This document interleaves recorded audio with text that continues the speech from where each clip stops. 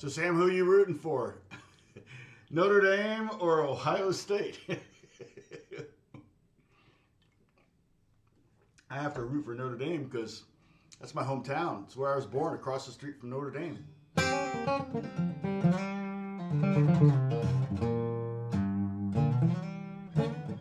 The Great Eight Paradox, exactly.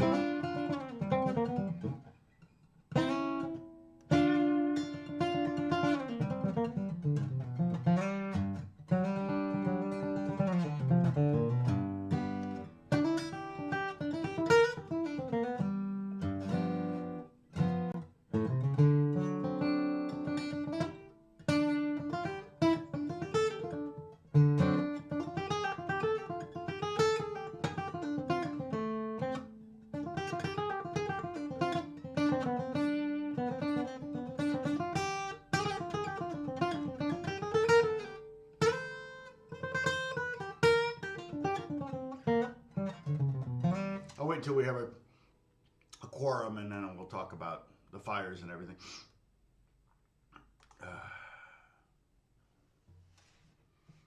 Oh, sorry. Boop. There we go. I save all the old ones, all the old OBS settings.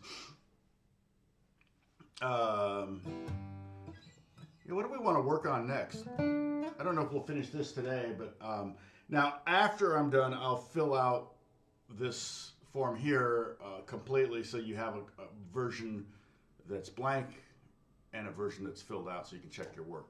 I asked you, and I doubt if anyone did it. Not that I don't. Let's see, what was that? Okay, I need that. I don't need that. I don't think. Don't need that. Don't need that. All right. Let me go to OBS real quick. I'm not OBS, sorry. Discord. Did anybody post?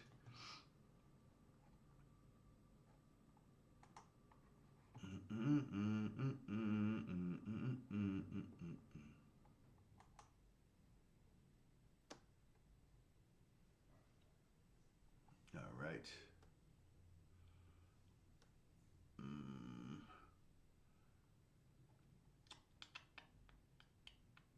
Go.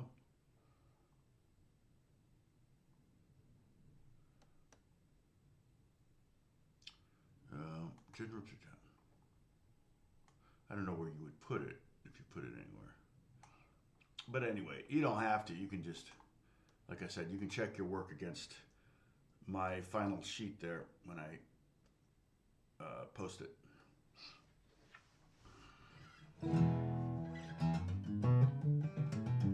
It's not like you've signed up for a master class and it's part of your grade. All right, so let's see, who do we have?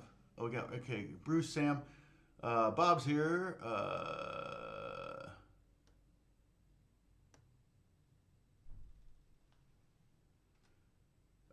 Okay, Bob is definitely going to be rooting for Ohio State, I think, right, Bob? Let's see.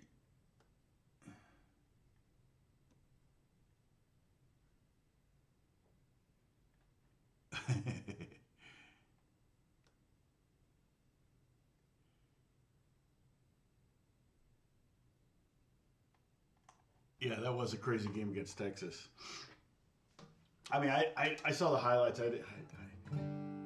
Was it? Were they even on? Was it even on network? I don't have cable or ESPN or anything like that, so.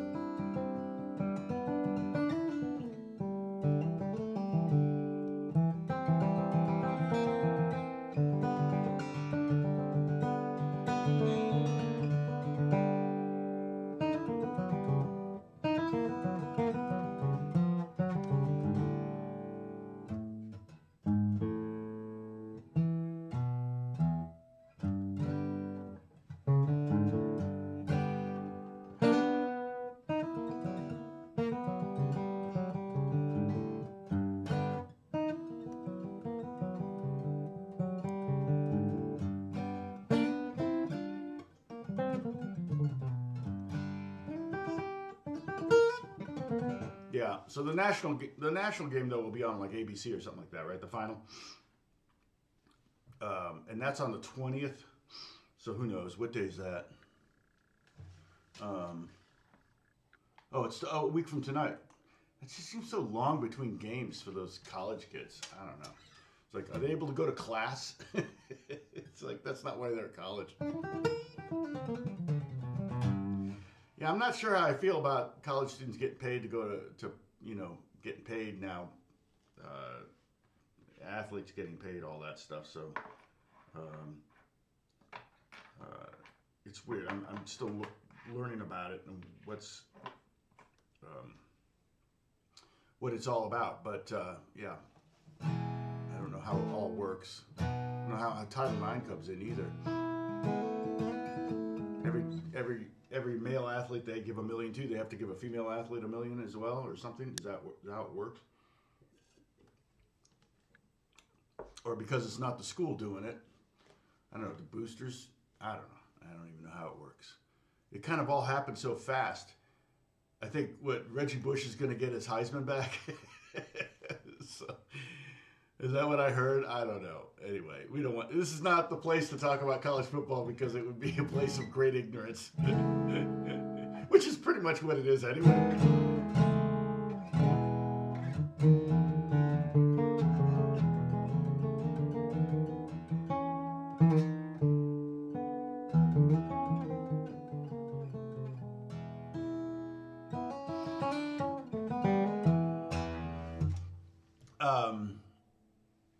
Okay, you don't think NIL is subject to Title IX. They probably set it up that way.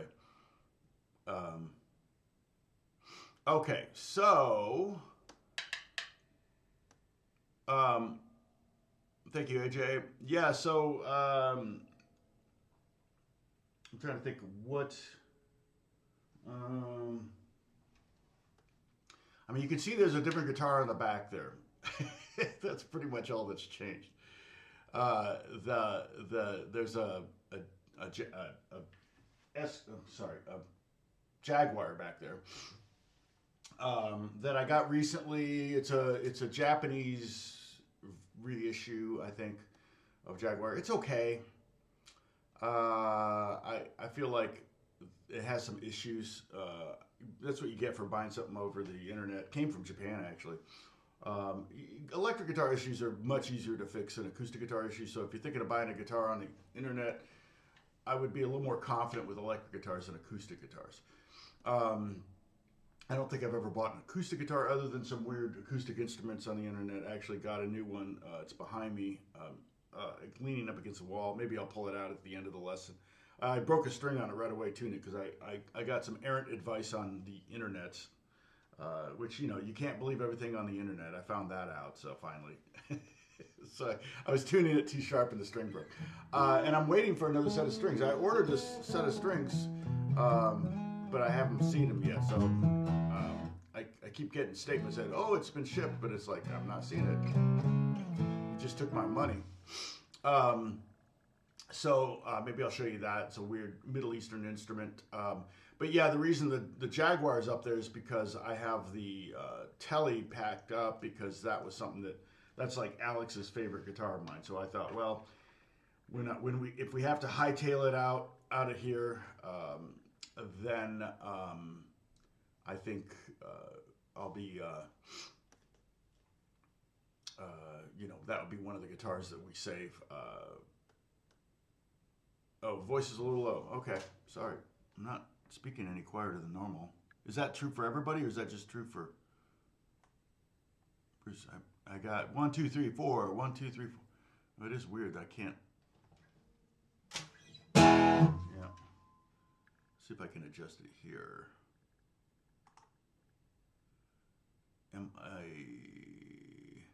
Wait, is it coming from this? No. All right. So it is definitely coming from the mic on the camera. All right. Let me just turn this all the way up for now. All right. See if that helps at all. Yeah, let me see if I've got some kind of thing that changed. Copy filters, vertical layout, filters, properties, advanced, audio properties, balance. Is this?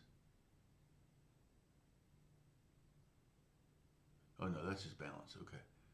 Tracks, volume. How far can I go with this? Check 1 2 1 2 1 2. Oh no, that's it. 1 2 1 2 1 2. I don't know if that's making any difference at all. Hey Becker, what's going on?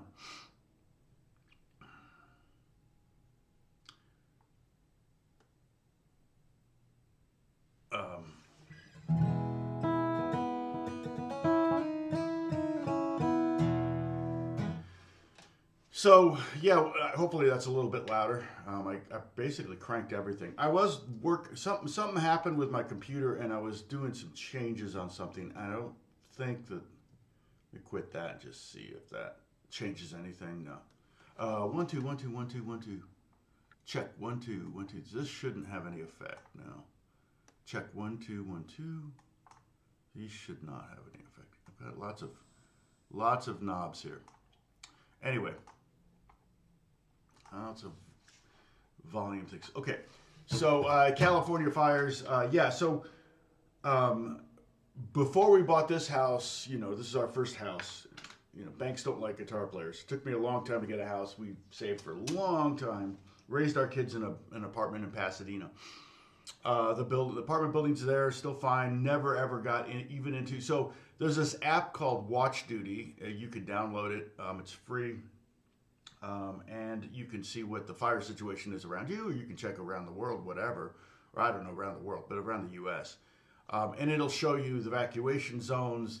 They're basically on the app, and I think in general, I think the app just parrots what the fire department's telling us. There's 3 zones: ready, set, and go. And ready is like everybody's in ready right now because red flag warning, meaning because of the winds and the humidity. The conditions are perfect for fires. The next one is set, and it's kind of like a yellow zone, and that means, really set is more of a ready, but ready is just, I guess, you always have a go bag if you can have one. But we started to pack clothes. We got a fire. So the Eaton fire is pretty far from us. The Palisades fire is pretty far from us. It would have to burn through a lot of the city of LA. Like you'd have to have 1 million people lose their homes for the Palisades fire to get to us, and probably 750,000 people lose their homes for the Eaton fire to get to us. So it was the Hearst fire that was kind of up on the hill behind us that put this just a few streets up. We're in the yellow zone. I think Bruce has the app. The other app that I got was the Flight Tracker app, which is the one I was using to watch and see how many helicopters and planes were bombarding Palisades. Pretty amazing to watch it. It's kind of a cool app. And so, because all those flights are registered and they're all being tracked and everything, so you can kind of see every time the helicopter goes down to the reservoir, picks up water and then drops it, and you can see their path and, like how many times they've done that loop. And so we had the Hearst fire behind us, and I think it was about 700 acres, but that was where that warning got close. Well, my next door neighbor drove up there and sent me a picture, and he said, should we be concerned? And I looked at the fire, and it was at the top of the hill. And I mean, I've been a lot closer to fires. I mean, I've been I've been just a few hundred feet from a major fire. So I was looking at it, I go, well, no, it's at the top of the hill and it burned its way up there, so it's not coming back down. There's no fuel, and fires are slower downhill. So the thing that was disconcerting was how much it burned through Altadena and how quickly it just burned. And same thing with Palisades, but Palisades makes a little bit more sense because it's kind of in this wind tunnel. And so it just created this, actually it was coming from the north, and the wind has been coming from the north. Usually it comes offshore from onshore flow, I guess they would call it.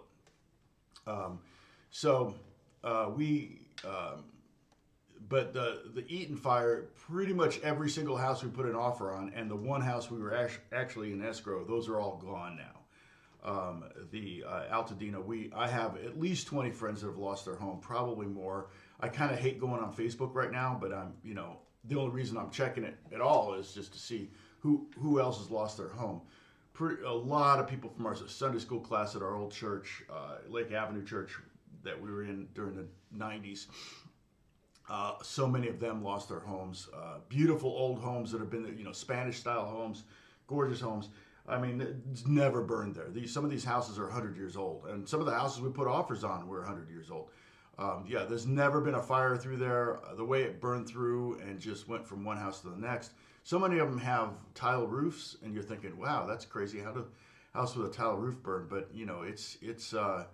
it was crazy, and I wouldn't even know where to begin. One lady who lost her home was the mother of a student of mine who took lessons forever. She used to always come to the lesson, and she'd sit there and watch the lesson and talk, and we'd make jokes and stuff. And she was widowed a few years ago, like 5 years ago, and her husband passed away kind of, just fast-moving cancer. And then and now she's lost her house.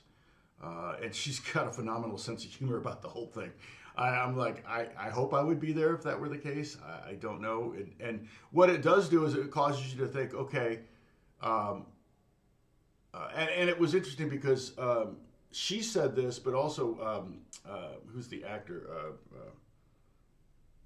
I can't think of his name, but he said basically he's been relieved of the burden of his possessions. And she said the exact same thing. She said, you would stress about all the stuff you owned. The more stuff you had, I mean, George Carlin talked about it, right? All the stuff you have, you're worried it's going to get stolen or get lost. Well, when it's all gone, you don't have, that goes away. That worry goes away. I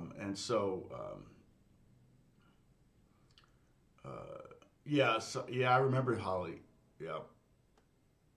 I wish my parents had seen my home. They would have been so proud that I actually finally got a house, but they didn't. They didn't live long enough to see it. My mother-in-law is the only one that saw it, and she came and visited, and so happy to please my mother-in-law because I know when their youngest daughter married a musician, they were like, uh-oh, in Los Angeles of all places, they were like, what is going on? But as we got to know each other, they came to love me greatly, so treat me as one of their own.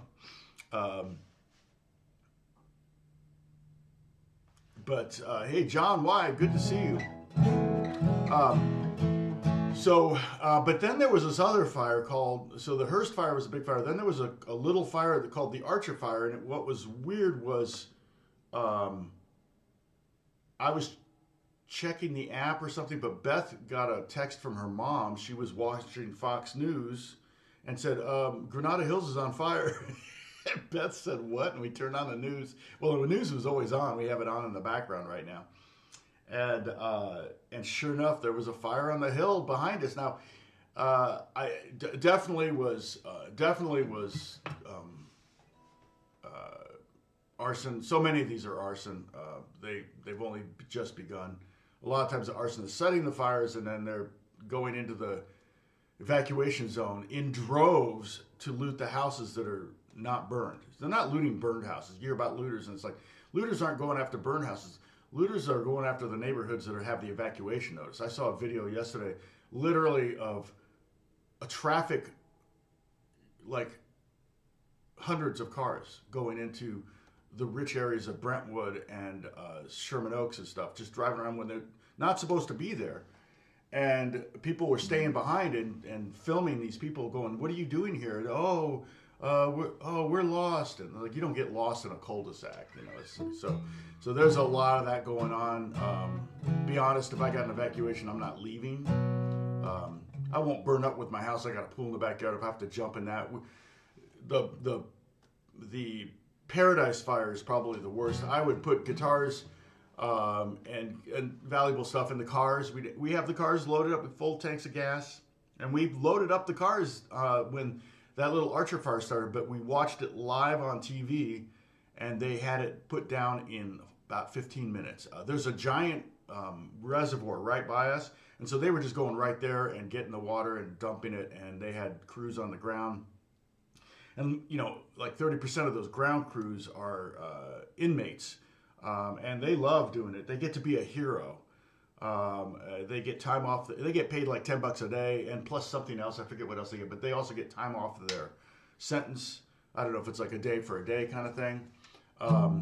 But the most important thing is the self-esteem thing, and getting to be a hero instead of a zero. And you know, I think that's really important. I've heard some interviews with these guys, and we're saying thank you so much, and they're like, no, thank you. It's like, it's really interesting. And that's the other thing that's been really, really cool about, you know, about, even though the looters are lining up, that's just evil, and that's, you know, evil's real, and it's in the world, and I accept that. but but the fact that so many people are so grateful, so many people that have lost everything are, you know, grateful for all the people that are chipping in. My friend Jonathan, who I posted, if you could see their story, you can contribute to their GoFundMe. He reached out to me yesterday and asked if there were any apartments in the building we used to manage, because that building was 20, 30, 40% under market.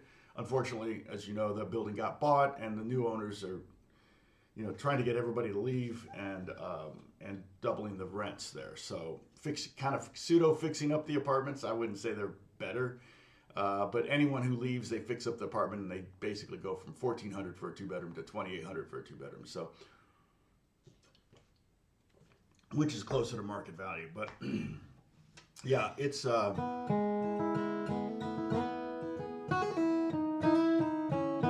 really? I really haven't been paying much attention to my YouTube. I did some shorts there for a while. I saw some new subscriptions, which is great. I actually have a couple ideas for shorts. I've got ideas for videos. Been kind of crazy. Our work's been pretty crazy. Last week was really busy. Technically, I should be working right now, so I probably won't go too long today. But we were filling out this thing. So, you know, I'm sorry if I'm kind of all over the place, but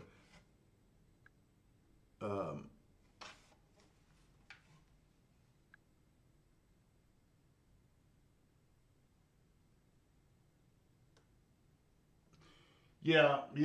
Oh, yeah. No, Lee Sklar. Yeah, I know where he lives. Actually, I have friends up there, and my friend Taboo from the Black Eyed Peas lives up there, and they were staying at the Langham. I was texting him. I said, "You okay?" And he said, "Yeah, we're at the Langham." I said, "Dang."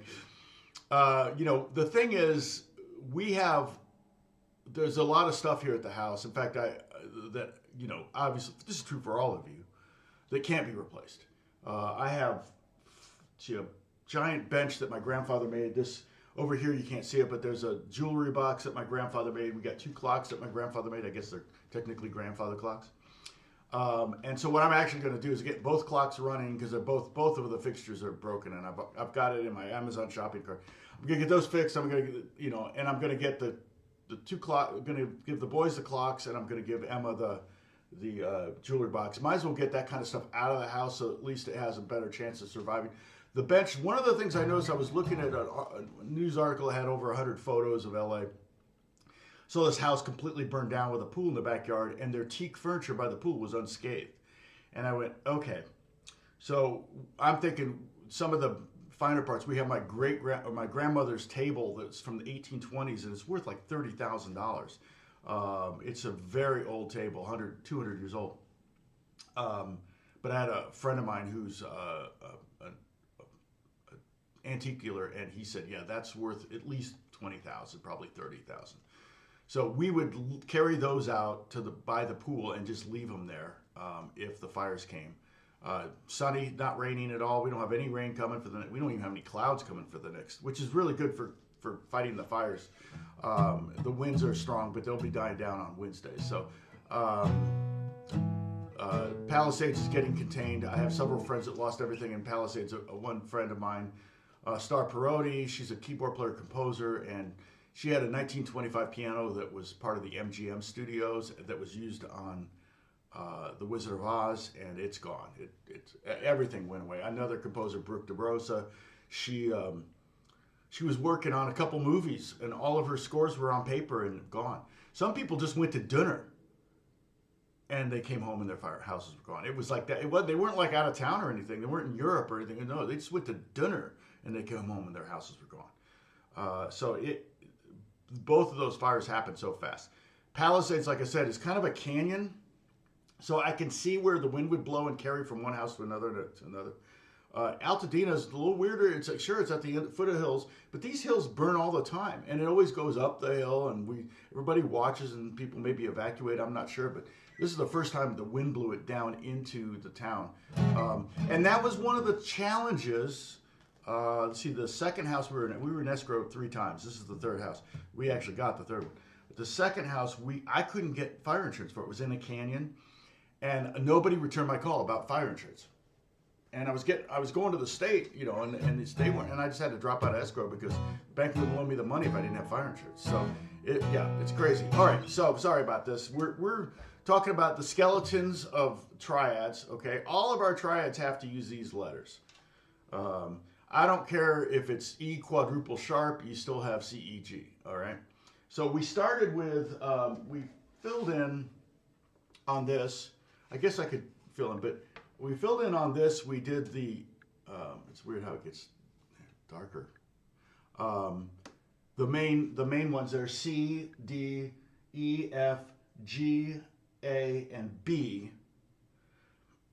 And you can download this at the Discord. The Discord link is there. You can download it, my PDFs and lesson stuff. I'm waiting for a text, by the way, from a composer sending me something. So as soon as I get it, I probably have to start to work on it. But and we did the major and the minor columns. So we've done a fraction of this worksheet. Let's do the other major and minors, and then we can talk about the division. But again, you know, some of this is going to be like you can cheat. I'm fine with you cheating. All right. There's going to be times where you can just go, oh, there's laws of congruency. You know, if, for example, we had the first one here, the C, E, G. I don't know if we can see that. All right. So C was C, E, G, and then C minor was C, E flat, G. All right. So with C sharp, the laws of everything's going to move equally. So, for example, C sharp major would be C sharp, E sharp, G sharp. If you sharp C and you want to keep it the same type of chord, you got to sharp everything. All right. If I had C major 7 and I wanted C sharp major 7, I would have to C sharp, E sharp, G sharp, B sharp. If it was C major 9th, it would be C sharp, E sharp, G sharp, B sharp, D sharp. All right. So you just move everything over. It's, you know, kind of easy to see on the guitar. This is one of the few times where when you know, music theory on a guitar kind of makes sense, but there's C and there's C sharp. So we have C, E, G, and we have C, E sharp, G, and you're like, no, that's F. And I'm like, yes, it is F. But we're not going to call it F, we're going to call it E sharp. Well, why is that? Well, I don't want to think of a chord as C sharp, F, G sharp, because then I'll think it's this chord, a C sus chord. You hear F in there and you C, E, F, C, F, E, G, and you're thinking like a sus chord.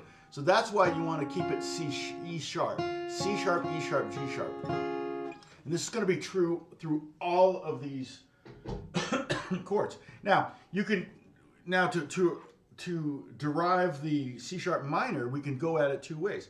We can apply that same rule of sharping all 3 notes to the C minor triad, or we can apply the rule of lowering the middle note, the third, down a half step, and so that rule, so we don't necessarily have to sit there and figure out, okay, C sharp minor is C sharp, and then up a minor third up from C sharp is E, and then a major third up is G sharp. No, you can come at it faster by just going, oh, I know what C sharp is. C sharp is C sharp, E sharp, G sharp. So C sharp minor would just be the E sharp down, which is a fret, which is E back to E natural, okay? So the notes in a C sharp minor triad are C sharp, E sharp, or sorry, C sharp, E, G sharp. Oh, take care, John. Probably gone already. But if he sees the, if he watches this later, he'll see. Bye, John. All of us waving bye. Okay. So we could also do the same thing with the D flat. Now, here's the thing about like D flat, C sharp. Remember, it's what's enharmonic, meaning 2 different names for the same note. So C sharp and D flat are the same note, but a D flat triad would have different letter names than a C sharp triad. So you can either do the inharmonic thing, all right? We, technically have two ways to come up with this major. We could go, okay, well, C sharp is equal to D flat, so D flat. E sharp is the same as F, because again, we want to have DFA. No matter what, like I said, you could pre-write DFA in there if you wanted. It's going to ultimately be some version of DFA. Same thing's true with the minor, DFA. But with D flat, it's D flat, and then F, just regular F natural, and then A flat, which is enharmonic with G sharp. So in meaning G sharp and A flat are the same note. You could write G sharp there, D flat, F, G sharp. You could play that and you wouldn't be wrong at all. But to say that would be weird. If I heard someone say, oh yeah, it's a D flat, F and G sharp, I'd be like, I'd have to think for a second, like, what chord is that? And that happens a lot when I get music from composers, and they send me MIDI, and there's chords, and if I have it set to C, and it's like a D flat chord or whatever, it probably would say C. I actually see this all the time. It would say C sharp, F, and A flat, and I have to sit there and go C sharp, because what's happening is there's no key. In the key of C is default. There's no sharps or flats in that. So what like the MIDI notes will do, they'll default to the most common. Which is more common? C sharp or D flat? Well, definitely C sharp. In music, it's a lot, and a lot more keys have a C sharp in it than D flat, so that's why I went D flat. All right, the next note, what's more common, E sharp or F? Well, 100% of the time it's going to be F, so the notation defaults to F. And then same thing with G sharp and A flat. That's a kind of a crapshoot. It could be either way. So I could see C sharp, F, and G sharp in the music notation, and it's just like, what chords? But if I change the key, so like if that's a C sharp minor chord, or C sharp, what did I say? C sharp major chord. If I change the key to C sharp, then it'll just say C, E, G, and then the key signature will sharp those three notes.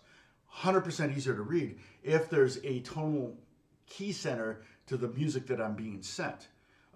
But even the computer will kind of go, oh, well, it's more likely it's this note or that, but it won't do the same thing for like with the chord in its entirety, which is a little frustrating, but that's why you have to figure out the key. Okay, so D flat was D flat, F, A. Again, we have that DFA kind of DNA, so to speak, of the triad.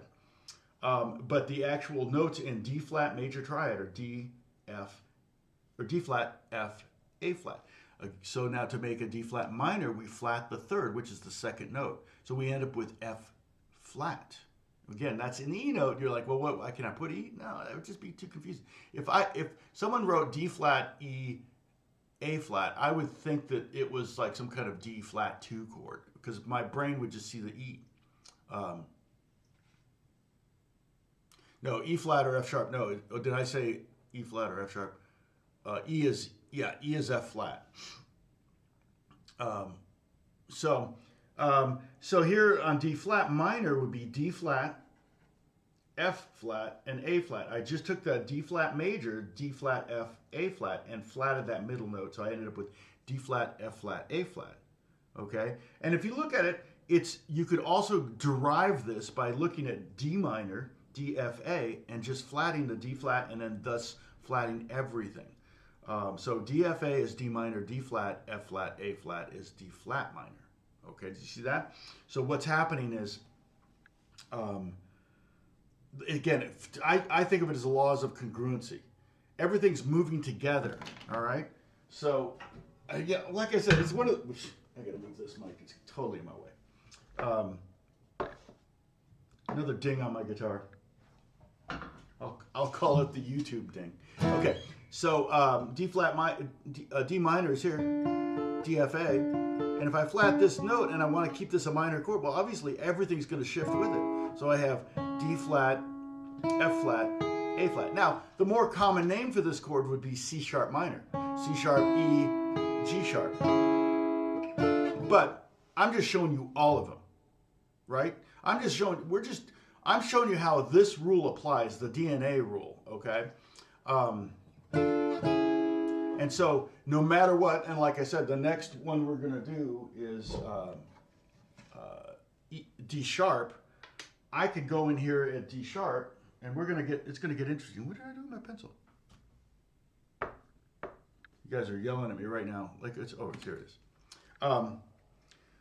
I can just go in where it says D sharp, okay, right there. All right. I could just write DFA, DFA. I could write DFA all the way across the page. If it's a D in the name, it's going to be DFA on a triad. All right. So, but it's not going to be D. It's going to be D sharp. So we go to D sharp. So if we we can do it the hard way. All right, which is go, okay, well, we know it's D sharp because it's D sharp. All right. So what's a major third up from D sharp? Well, you go D sharp, E, F, F sharp, G. Well, we can't call it G. It's got to be F something. You go, well, F is like a mile away.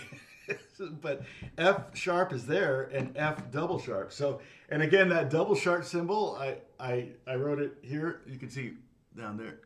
Let's see, boy, that's so bright.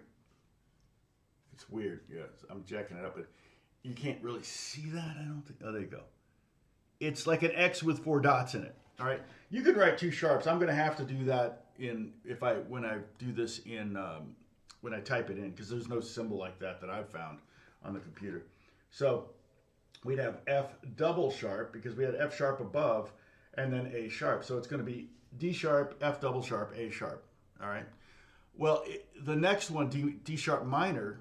And again, it's not, D sharp minor is a very unusual chord. Very rare. Most people would say E flat minor or whatever, but we'll get to that one next.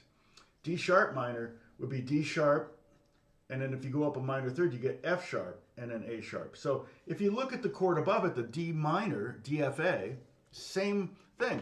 If we sharp the D, we got to sharp the F and we got to sharp the A, and we end up with this. Move this too. Here's D minor, and here's D sharp minor. Okay, that's D, F, A, D sharp, F sharp, A sharp. This is D major, D, F sharp, A. This is D sharp, F double sharp, A sharp. But again, E flat's much more common of a name for that. E flat, G, B flat. But sometimes you get a D sharp chord. I've gotten D sharp chords. Not completely unusual. It's just a name. Shouldn't be too afraid of it. But so yeah, so we got the majors and minor there. Now the next one, E flat, we can go to E and lower everything a half step. Like if I made an E major triad and go down a fret, we'd have E flat. But we know that the skeleton's going to be E, G, B. All right, it's going to follow this rule here. Boom, E, G, B. That's our rule, and I got to bring my hand up and try to point. It's really hard. There we go. Okay.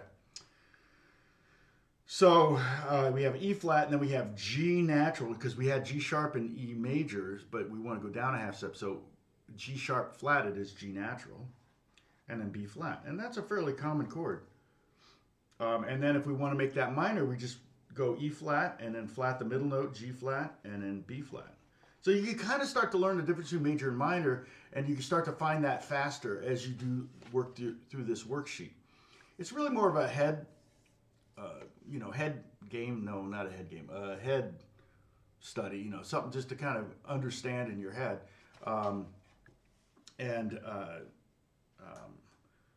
it ultimately kind of makes sense when you're doing, especially when you're trying to explain things or you're trying to write things in music notation. So, all right. Yeah, there you go. You tuned to C sharp standard to sing Slipknot love song.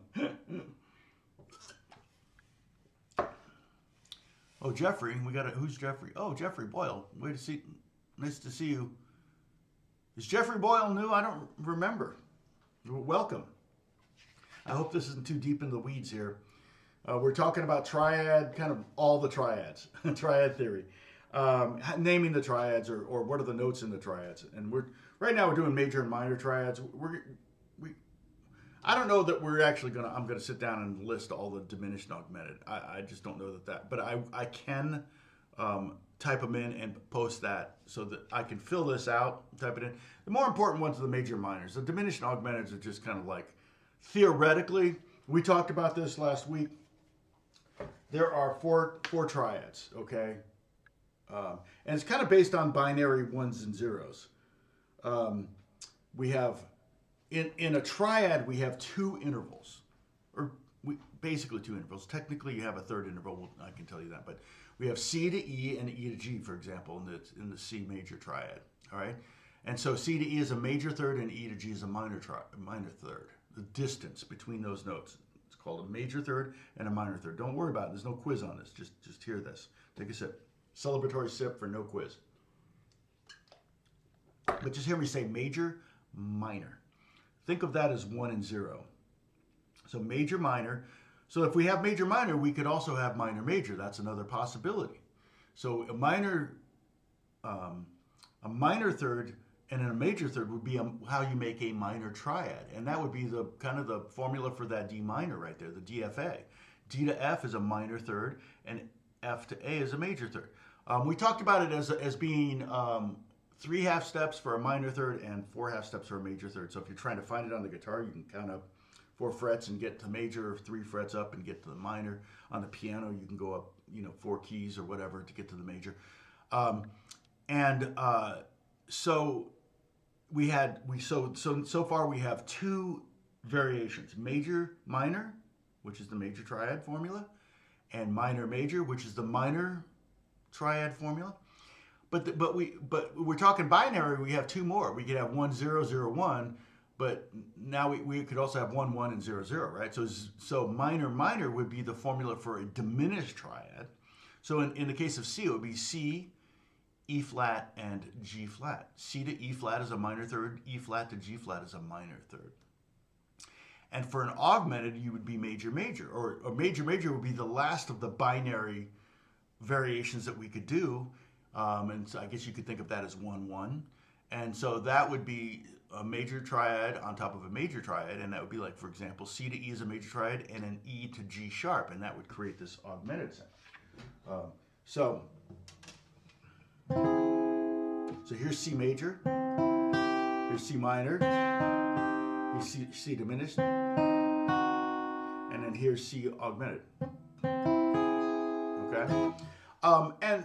And the names of those 2 chords derive from the outside interval. So on a C triad, we have C, E, G. We have C to E, we have E to G, but we also have C to G, and that's a 5th. So a major triad has a 5th on the outside, and a minor triad has a 5th on the outside. But a diminished triad has a diminished 5th, so that's how it got its name, diminished. And a dogmented triad, which I'm not sure, dogmented would be C, E, G sharp, and then bark. Ow! Like that. So you have to do 4 notes with that one. C, E, G sharp, bark. So that's a dogmented triad. No, but an augmented triad has on the outside an augmented 5th. And that's how it got its name, if that makes sense. Okay?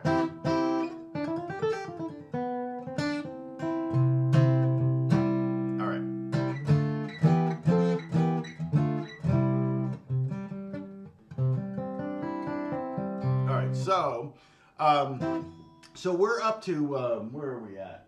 We just did E and E minor. Okay, we're at F. And it's pretty easy. FAC is F major. Well, F sharp major would be F sharp, A sharp, C sharp. Just the laws of congruency. If you sharp the F, you got to sharp everything else. So you have F sharp, A sharp, C sharp, and then if you want F sharp minor, you take that A sharp and you lower it a half step, and you just get back to A. So you end up with F sharp, A, C sharp. Very common chord. And some of this, if you have a piano in the house or a keyboard, you can practice finding these on that. That would be a really good exercise, just mentally, just to, kind of keep your, if you're looking for something to do, to try to keep your brain chewing on this stuff. And you can visualize it different ways. Like I always say this, guys are much more like break it and fix it kind of learners, Girls can memorize. Like, school is generally geared towards girls and memorization. And I failed miserably in school. But I can learn anything if you just give it to me and let me figure it out. I mean, I play 80 different instruments, so it's like I've never taken a lesson on any but the guitar. Um, so,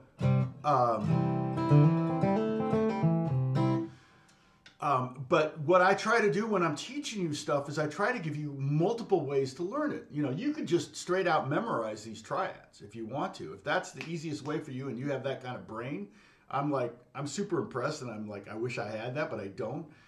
The other thing is the little cheats. Those are great. I use those, you know, cheating. If it's learning the C triad and then learn C sharp and then C sharp minor and then D major, D minor, and starting to see them on the fretboard, if that's what helps you understand this, great. If the guitar fretboard kind of confuses you because you don't know the notes up and down, which is one of the things you should try to memorize. Okay, that's one of the things I had to memorize. It was like a living hell, but I did it. It's still not natural. Sometimes I'm like, I think I'm playing a G sharp or something. I'm playing F sharp or whatever. So it happens still, mostly because of brain farts.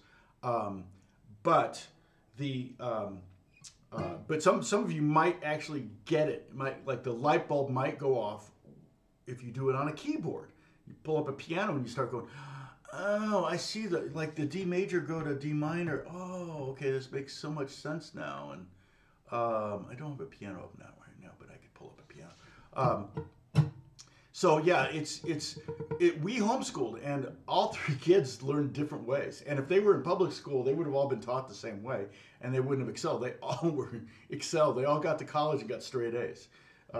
So it's because they figured out how they learn. I think that's really, really key.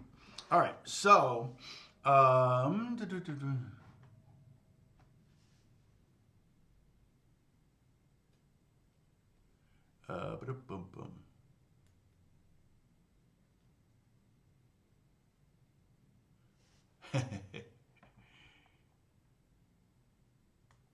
Joe, we trying to figure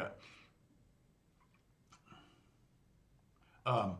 So let's go to the next one. So we did G sharp, we did F sharp, A sharp, C sharp, which was F sharp major, F sharp, A, C sharp, which is F sharp minor. Now, we could just substitute G flat for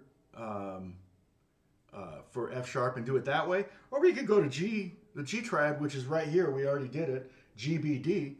And if we're going to do G flat and we want to keep it a major triad, we just got to flat everything. So it'd be G flat, B flat, D flat. Technically it's cheating, but I don't need you to think, okay, what's a major third up from G flat? Actually, it's not a bad exercise. Go a major third up from G flat, G, G sharp, A sharp, or B flat. So there's a major third. Then B flat, it just is a lot slower. You've already got some information. We already did that to get the main triads, the C triad, the D triad, the E, F, G, A, B. But now we're doing the middle ones, the ones in between, the ones with accidentals. Okay, so we had G major, G, B, D. So G flat major would just be G flat, B flat, D flat. Now we can take that G flat major triad and just flat the middle note. Well, wait. G flat what? Wait. B flat flat? Yeah, just write B flat flat, or what's called B double flat. But you would write two flat signs. So it'd just be B flat, or B flat flat, and that's how you write double flat. It doesn't have its own special notation. And B double flat is A. So, but if you look right above it, we have F sharp minor, we have F sharp, A, C sharp. You can see that those are enharmonic. In fact, we can even put brackets like this around these enharmonic chords because they're identical. And harmonic just means two different names for the same thing. So you can see over here I put brackets on C sharp, D sharp, or C sharp, D flat, D sharp, E flat, was that F sharp, G flat, and then I can do it down here too, because those are going to be the same chords, just different letter names. All right. Again, I don't think we need to do diminished and augmented. If you want to, I'll fill it out, and then you can check your work just as an exercise, but it's just not very critical. The main thing is to start to understand and see these triads. But even the main reason I'm showing you this, in fact, this will finish this week. I won't teach on this anymore next week. And next week is, Martin Luther King Day, I think, next Monday. So, hey, Brad, you're not watching, are you? Are you at the store? I didn't know if Brad was. Brad should have me on at the store. I am going to do, it'll be it'll be more at 11 my time, but I'll do a live stream from Brad's store now, he wants me to do it live from the store, but I told him I think I want to interview. He was like, "Oh, you should have Alex on." I said, "Alex has been on my live stream." I said, "I should, interview you, Brad. I'd rather do that." So I may do it for my laptop. It won't have OBS and all this. It'll just be the video. I won't have any graphics to do, but we'll be, I may use my phone, but then I have to. Well, I have a thing that holds it, so that would work. But I won't be able to see comments on it. It'd be too small. That's a bummer. So maybe I'll bring my laptop and we'll use my laptop camera. But the idea is to kind of show off Brad's store, hear his story, and I was thinking about doing it after the NAMM show at some point. So, all right. So.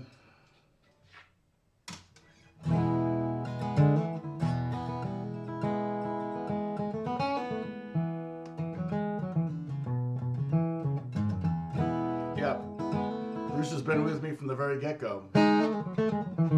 Watch the first video and see who was on it. It's funny. Well, Kathy Bell was there. She's doing okay, I hear. So I know there was some stuff that went down while we were doing the live streams with struggles in life. So it happens to all of us. I mean, there's been a lot of loss. I mean, Holly, you lost your mom last year. Or was it no, a year and a half ago, 2023.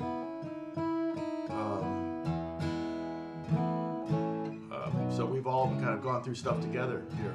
It's this is more about the community than about my stupid teaching, to be honest. Okay, sorry. Speaking of my stupid teaching, let's finish this. Let's finish this chart up in case I get a text from a composer. So we have GBD and G flat D, which are G major triad, and G flat major triad, or G minor triad. Sorry. All right. So we want G sharp. So again, the law of congruency. We're just going to go G sharp, and if we have G sharp, we need to sharp the B, so B sharp, we need to sharp the D and the D sharp. Then that's a G sharp major triad. And you're like, B sharp, isn't that the same as C? Again, we wouldn't, if somebody wrote G sharp, C, D sharp, I would be thinking it was some kind of G sharp sus chord.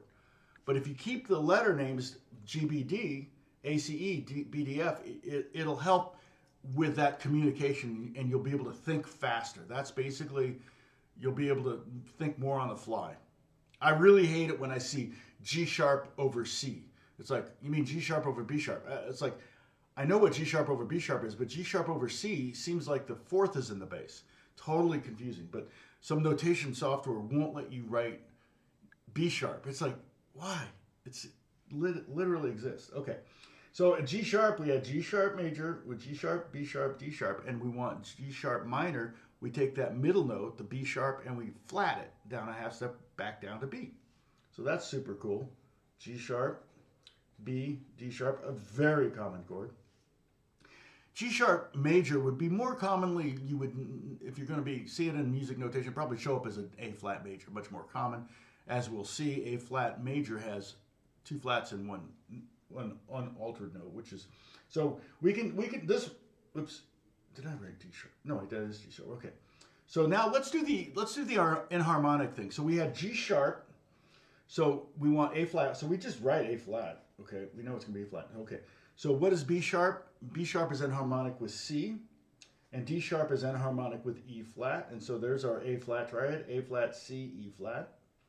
And then our A flat minor, we take the A flat, C, E flat, and we flat the middle note, which is E, C. So now it's C flat. Kind of weird. C flat is the same as B. And so we know that because if you look up, you see a B there in the G sharp minor triad. So we have A flat minor is A flat, C flat, E flat. Okay, we have two more to do. Pretty simple. We're almost done. We have A major, A, C sharp, E. So we want A sharp major. We have A sharp, C sharp, sharp would be D, but we're going to call it C double sharp. So you can practice making your double sharp sign.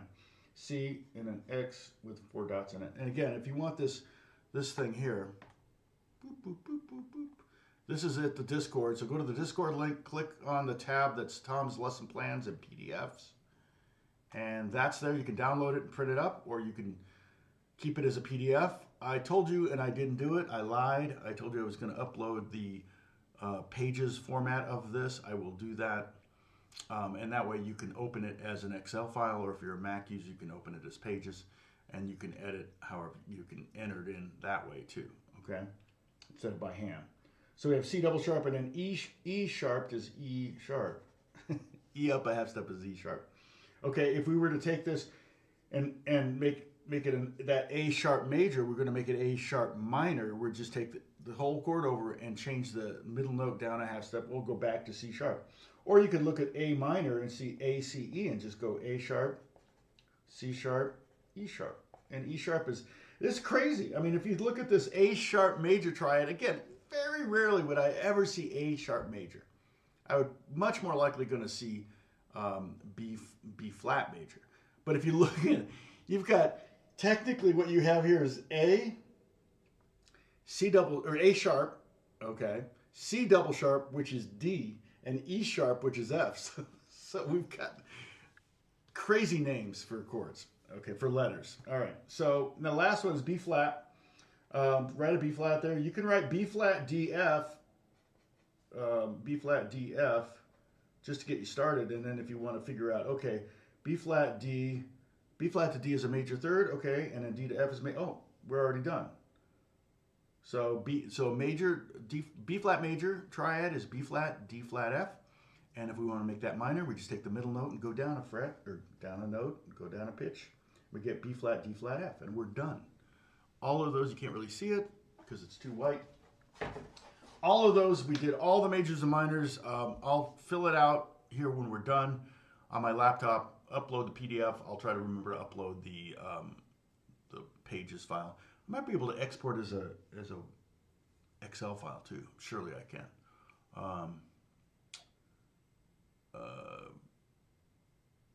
Yes. Yes, our community has been through a lot. And if somebody in the community passed away, we probably wouldn't know it, because they just would stop showing up, and you'd think, oh, they just decided that they're tired of Tom. I totally understand. So, and yet they're dead. Look at, see, why am I laughing? But Charlie, are you on? Charlie's living in his car down in San Diego, which, if you're gonna live in your car anywhere, I would do that. He's exactly where I would go. You know, if we lost our house, oh gosh. And trust me, I'm sure a lot of you have been, I mean, the images are just staggering. And these are neighborhoods I know very well. Altadena, so many of the restaurants we would, you know, when we were looking at houses up there, and we were in escrow, we started going to the restaurants up there because we wanted to know the neighborhood. And there was a couple of my favorite places were up there, and they're totally gone. Particularly all the way up towards the top of the hill. There was, although there's a gelato place that was really good that made it through the fire, but it was in kind of a big, concrete complex, you know, with like a Rite Aid and other stuff like that around it. So it was pretty concrete. I think it probably smells awful right now there. Alex is in Pasadena, our apartment there. Air quality was like 360, which is insane. So they actually left. Went to Burbank and hung out with her parents, his in-laws, so that it wasn't bad. Our air quality has never been bad. Just coincidentally, the winds, even though they're causing the fires, they also tend to blow out the smoke. It tends to be when the winds stop and the smoke is still going and it drops on you. That's when air quality gets really bad. Now, in 2019, like I said, the year we bought this house, that we bought the house in February, and later that year during the fire season, the hills behind us burned, and we had soot and ash all over our pool, covered our pool, and But I haven't seen one piece of ash on our pool yet. This fires and all these fires, even though they're relatively close to us, the way the wind's blowing, it's kind of blowing it away from us, which is good. Um, like I said, I have several friends in Altadena that lost their homes. Several people I know personally that have lost their homes in Palisades. Those are the two biggest impacted areas. Hollywood Hills, there was a fire. I'm not sure.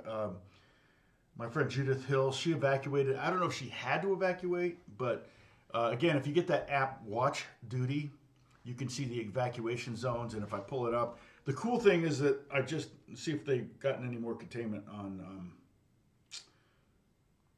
They keep increasing the containment. Yep, 14% now from 13%. So Palisades is up to 13%, 14% containment, which is weird because you would think a good chunk of the border is the ocean. Do they count that as containment? Technically they do, but I don't know if they start with that, because when it was at 0% containment and it had already burned all the way to the ocean. So that doesn't make any sense to me when it's like you can't count that stretch of your border of the fire as containment, because it's not going to go any further than the ocean, unless the ocean caught on fire, like Lake Erie used to do. Lake Erie used to catch on fire. So the Hearst fire is the one that was kind of the closest to us, and then Altadena fires pretty much due east of us, and due south of us is the Palisades fire, and our wind was coming from the north, so that's why we haven't gotten a lot of smoke from Palisades. And also why, like I took a picture from my Starbucks of the smoke from the Pasadena fire, and I was facing east, and it was just this brown cloud, hugging the horizon line. And so it wasn't really near us, but that was right over Alex, so pretty bad. Oh, Charlie is here. Hey, Charlie. Very cold nights and morning, yeah, I bet. Get that. You face that windshield towards that sun and get that car warmed up. I think about you all the time, Charlie. I keep thinking, I got to get down to we got to go down to San Diego. We went down to San Diego for a couple overnight, and I didn't like the hotel we stayed at. I wasn't like, it was, and we were we got a hotel down by the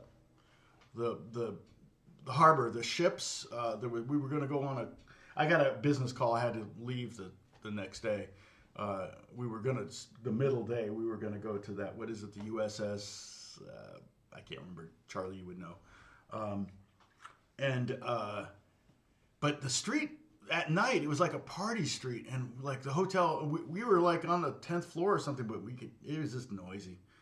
It was noisy, and I was just like, yeah, we're not spending another night here, so we bailed.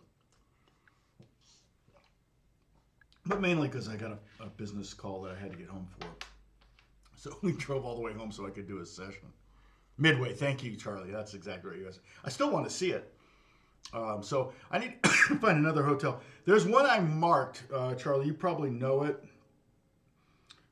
It looks more like a family camp kind of vibe. It's on the bay. San Diego is just freaking amazing in so many ways. It's so gorgeous. Sorry, I have to take my glasses off to see my phone. My eyes are pretty bad. Okay, San Diego, where are you, Charlie? Okay. Okay, it went way too far south. Here we go. Yeah. Is this it? What's this?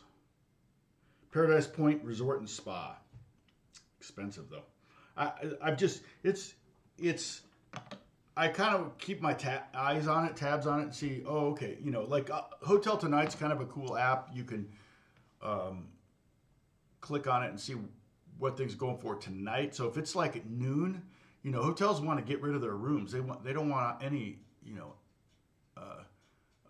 occupancy or unoccupancy. So they'll start dropping their prices sometimes. But that one's $400. I'm not paying $400 for a hotel room. But it looks cool. It looks really like kitschy. It looks fun, but I bet you there's a lot of kids there, and I'm at our age, we've already had kids. I'm not done with kids. Someday we'll have grandkids, but Yeah, it is pricey, Charlie. It looks really cool. It looks kind of like old school to me. The dining room looks really cool. So, but if we end up down there, Charlie, I think I have your phone number. I think we've texted. We'll have to make sure that we have. You're on Discord too. I'll have to make sure I have your contact info, and then I can take you to lunch. I want to meet your dog. And then, maybe I can bring you something, or if I'm going, but I don't know if we're going to get down to San Diego anytime soon. I do want to take a trip where we drive around California and see a lot of I've got so many things marked on California that we haven't seen. I mean, I've never been to Yosemite. I've never seen the Redwood Forest. Never been to Tahoe. So there's so much that we did go to Napa for Jack's wedding last year. I was unimpressed. We did go to a restaurant there, but she's right here. What's her name? What's your dog's name again? I forget. I know this, but I forgot. You actually know Dave Christensen, or at least his brother, I think you said. And Dave Christensen is my accountant, and they moved to Pismo Beach, so they live at Pismo Beach. Drafty. Aw, hi Drafty. How's it going, Drafty? Good girl. Good girl. Is she like, her eyes are wide open right now? Her name's being mentioned. That's funny. Yeah, Paradise was awful. And Paradise was a situation where people were caught so quickly off guard. There were 300 lives plus lost there. This one was fast, but it was, yeah, the problem was the wind. They couldn't get up to the, they couldn't fly over the fires and put them out. The helicopters, the big planes and stuff like that. And I mean, I don't want to say they were caught off guard, but it felt like that. So for the first night, there was nothing. They weren't doing anything for the first day, and it got out of control so fast. Like I said, a couple nights ago, I felt like they really had a handle on it. I was, have you seen videos of those helicopters and the planes doing direct hits on the fires, and then the fires just go black? It's like, whoa. And then the Phos-Chek, they're dropping that. We're going to buy some Phos-Chek so we have it. You can spray the side of your house with it if there's a fire in the area. Another guy saved his house by putting those sprinklers that do this, like we used to jump through as kids. He put 4 of those on his roof. So Beth ordered, she's got 3 of them coming from Walmart. And we got hoses, and we would just basically hook them to the hose, put them on the roof, and turn them on. The roof can take that because it's rain. It's just rain.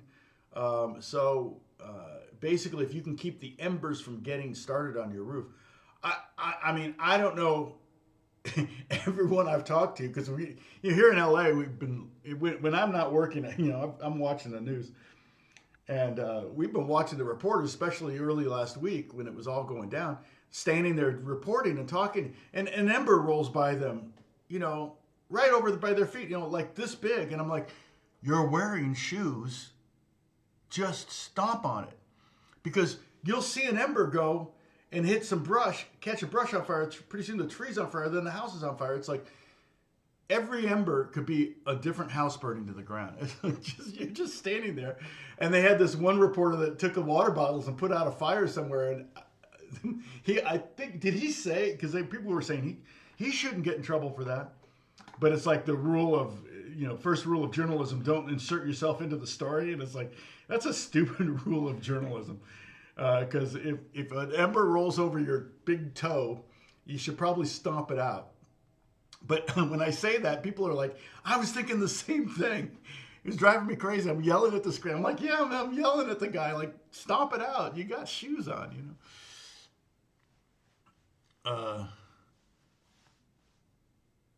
Fourth lab mix. Labs are great dogs. Windy, breezy, gusty. Oh, drafty. Oh, okay. Blustery. So you had windy, breezy, gusty. Well, you're going to get all sorts of suggestions, Charlie. Now, I'm assuming you're on Social Security, right? So you get a Social Security check, but there's no way Social Security is enough to pay rent. Not in California. You ever think about leaving the state? I mean, it's kind of hard to leave. California's beautiful. It's going to be interesting. I remember in '94 after the earthquake, North earthquake, and the riots. And the riots, to me, in my opinion, was scarier in some ways because there were fires all around us in Pasadena because they were basically robbing gun shops and then burning them to the ground. So they just were arming themselves. So, and you could smell smoke in the air. You could see plumes all over the place. It was crazy. You know, hundreds of locations. I think they were, you know, burglarizing and then torching to the ground. And people left California in droves. And I think a lot of people in Altadena, I think a lot of people in Palisades, they're just going to be like, you know what? I'm retired. I don't need to live in California. I can't rebuild. I'm selling the property. I'm going to get what I can get for it and move on. Or rebuild and sell or something. I don't know. I wouldn't know where to begin. I've run into some good lists of things. Like the first thing you got to do is get a P.O. box. And then you got to reach out to every agency, everything from, you know, obviously your insurance company, but also, you know, everything from Red Cross to FEMA, and get on the radar, get them your P.O. box, get them your phone number, email address, all that stuff. I mean, kind of thank God for the whole phone technology thing because, you know, all your insurance policies can be up online. Beth and I yesterday went through the whole house and filmed the whole house, every room of the house. You know, pretty much opened drawers and said, this is what's in here, this is what's in here, boom, boom, boom. That was one of the suggestions, and I uploaded all those videos to my Dropbox account. So they're up there now, and if we ever need to access them, God help us if we do, but if we ever have to, we've got it. I know that the frustrating thing is that we won't be, our house is very well built. It's a beautiful home, very kind of old school. We kind of like that. And I know that if we ever build a new house, we wouldn't be able to do the same house. You know, it won't look the same. It'll be very different. It won't be the same quality, unfortunately. Oh, dang, the low income housing, is that like Section 8? Surely you could get it faster than that. But or to move into a place, but some of those places you don't want to live in, right? I mean, not that it, I don't know. It's worse.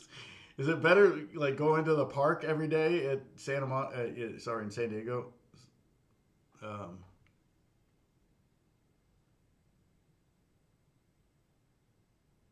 Oh, drafty. Gusty like to fight other dogs. Drafty, huh? Yeah, I mean, I know there's Section 8 housing, and then there's also just housing for homeless. And you're right, and they're building more. You know, they're in the process of building even more, but in California. But I don't know what's going to happen now.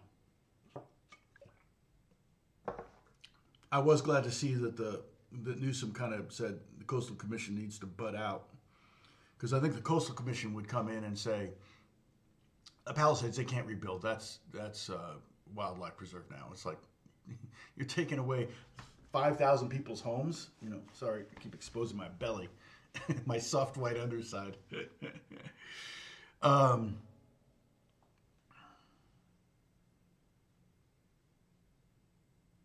Yeah, labs are great dogs. My favorite is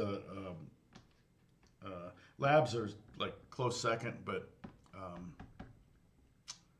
what's the copper ones? The kind of orange dogs, big dogs. Golden retrievers. I love Goldens. I think the problem with Goldens is that the hips go bad about 10 years, right? I think that's kind of the thing with our Goldens. I thought our cat was dying. Now all of a sudden she's eating a lot. I'm like, she'd stopped eating. Now she's eating. She like can't get enough food. I'm like, what is your deal? She lost like 6 pounds. A cat. I mean, she was 16 pounds. So she's down to 10 pounds. I pick her up. I'm like, you're light as a feather.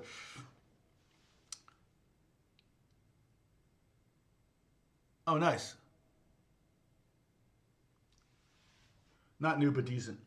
Yeah. Well, that's awesome. Yeah. So timing, yeah. Yeah, depending on when you took Social Security, I mean, my goal is to, I technically could take it now, but my goal is to wait to the last possible minute and have it be the most amount, I can, you know. Because I don't plan on retiring. I like working. I like what I do. So I feel like I can do that. All right. So let's talk about next week. What's something you guys want to learn? I also told you that I might live stream from the NAMM show at some point. So I will try to I'll have my phone charger on me and try to charge my phone up all the way so we can do kind of a decent long talk from the NAMM show. Just so you know, if I do live stream from the NAMM show, it will be on my phone. I probably won't be able to see the comments so much. I mean, I will try.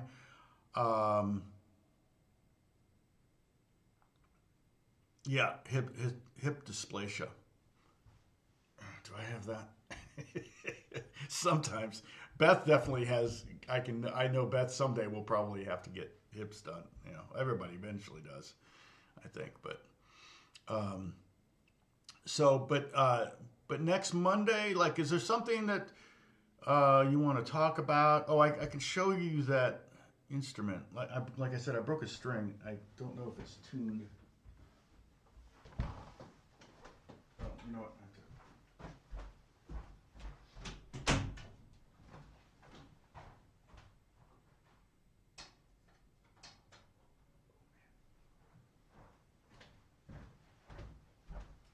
Technically, it's supposed to be bowed. And I don't know if I have rosin in my bow. Let me.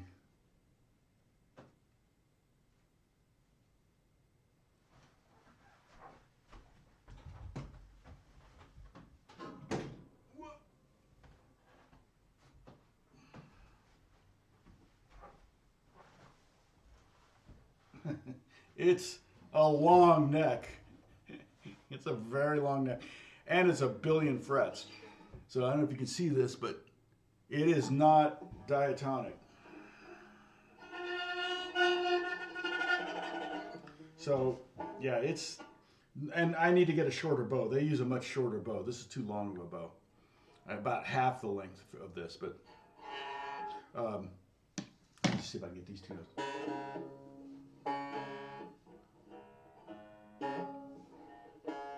It's supposed to be D's.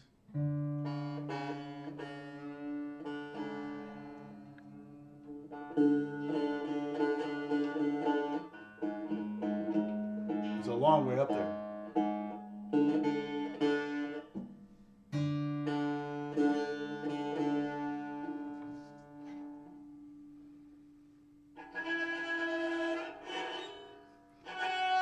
And again, I need rosin. And what's interesting is the bridge, that string is higher than the others. So I should be able to. But my thing is anchoring it. Like not having to hold the neck up with this. Yeah. I'm still trying to figure out the angle to get.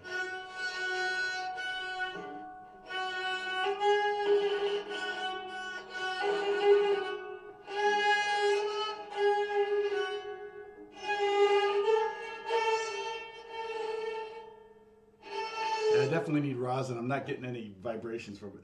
Totally annoying, like a little kid learning how to play violin. They're killing me. But the cool thing is it's got this big butterfly nut here. I can adjust the action. I can tighten it a little bit. And it flattens out the fretboard, which is really cool. So I can get my neck just so. Crazy long neck though. Look at that. Isn't that crazy? Look at all those frets. So, but basically the design is to play to bow it.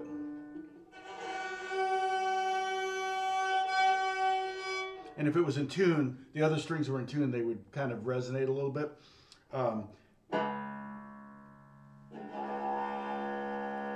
of a cool sound though. And again, I need a shorter bow. And this came from that store in Turkey, in Istanbul, that I really want to go to. I think it was like $5.50. It wasn't super expensive, and you can see it's a Aberdeen Kumbas. Looks like it's been beat up. It's just the design. So it's Zeniel Aberdeen Kumbas, the guy that was an arms manufacturer that wanted to make weapons of peace. This is one of his weapons. And so, I don't know if it's very peaceful. But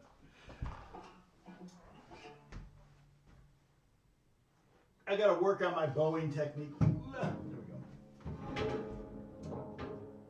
Hopefully it'll stay there. Well, let me put the bow away.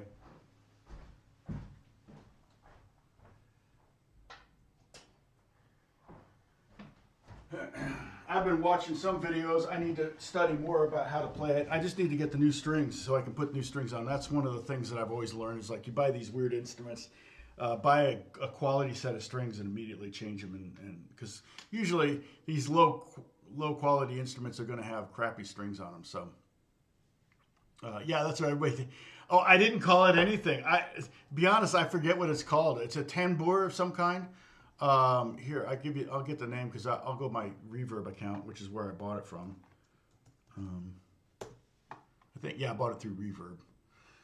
I logged in. Okay, purchases. Yeah.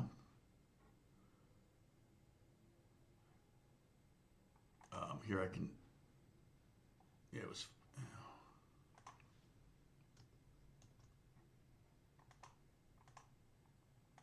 Here's a link to it. It's called a Turkish Kumbas Yayli Tanbur, which I'm sure means something in Turkish. Oops. But yeah, I mean, I saw it, somebody playing it, and there's this guy I follow on Instagram, and he plays it, and it just sounds beautiful when he plays it. I don't know if I'll ever get to be able to, the hard part is all the frets and the fact that there's so many tones and everything. Can we close that for now? Let's see. Nope, sorry. There we go. But has anybody made any suggestions here for next week? Yeah, it's kind of a saz, kind of like, but played with a bow. It's kind of a Kumbas saz with the metal body. I have a saz here, which I actually just used on a thing. Austin said it sounded great. Oh, yeah. Let me pull up that Bruce and see if anyone's questions for Tom. Oh, here we go. Oh.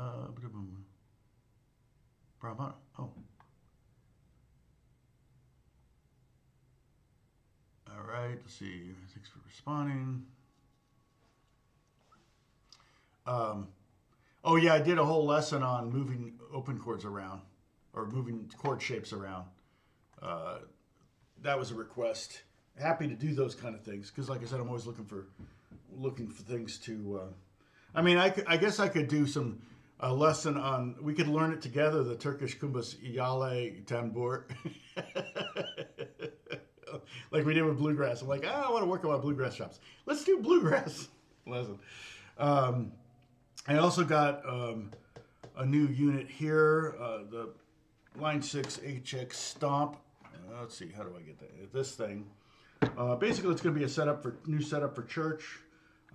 So I'm programming it now. It's going to be basically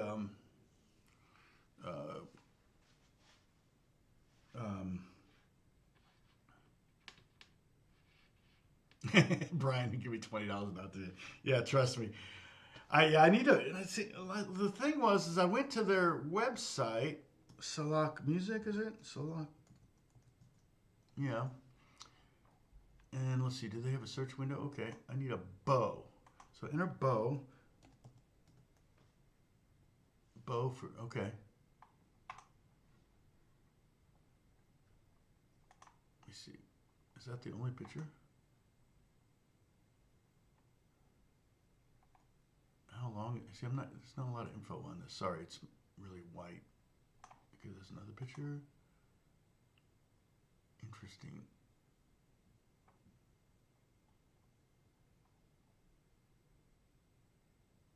Bow for Azerbaijan or Persian Comanche. But I'm like, do they have a bow for the professional adjustable bow for Comanche? Oh, here it is. Bow for, there it is. Oh, cool. All right.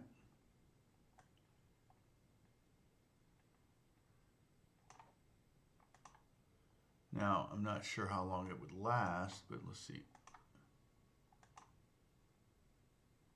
Yeah. Well, $50. I mean, so I'll just add that to my cart and boop, go away. All right. I'll check that out later. Get rid of that bright screen so I'm not all white. There we go. All right, so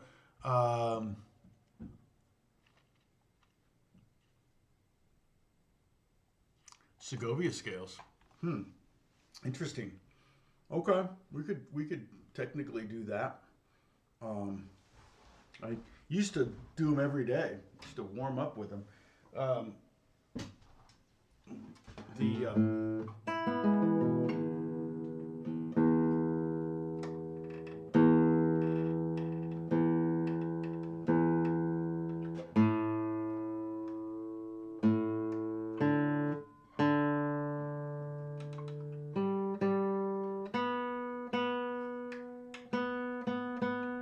My nails are in such bad shape right now.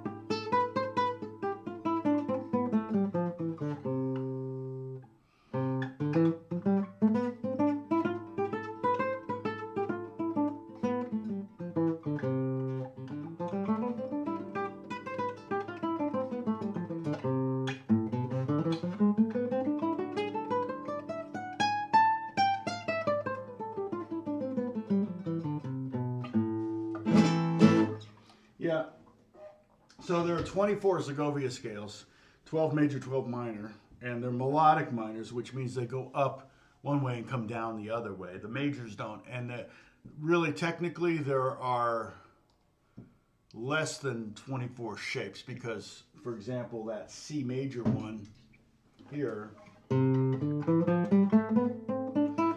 because there's no C here, the highest note is B. It's just 2 octaves, and so that one actually is the same for that. Once you learn C major scale, you've learned C sharp or D flat. We just learned it in harmonic. D major and E flat major. E major, I'm trying to remember. No, sorry.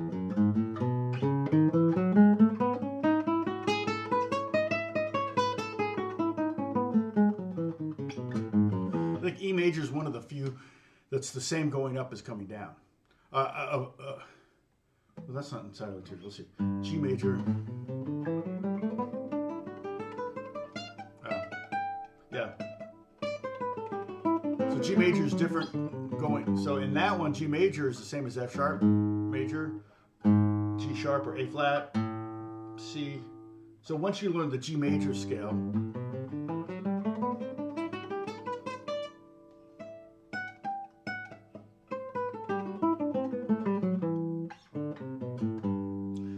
once you learn G, you've learned F sharp, G, A flat, A, B flat, and B. So you technically, that's 6 right there. 6 of the major scales are that. 4 of the major scales are the C one. So that's 10 right there. So then there's only E. And then what's the other one? Would be B major. Did I say G? No, that was B. C is there. Oh, F. F is one that's trying to remember F.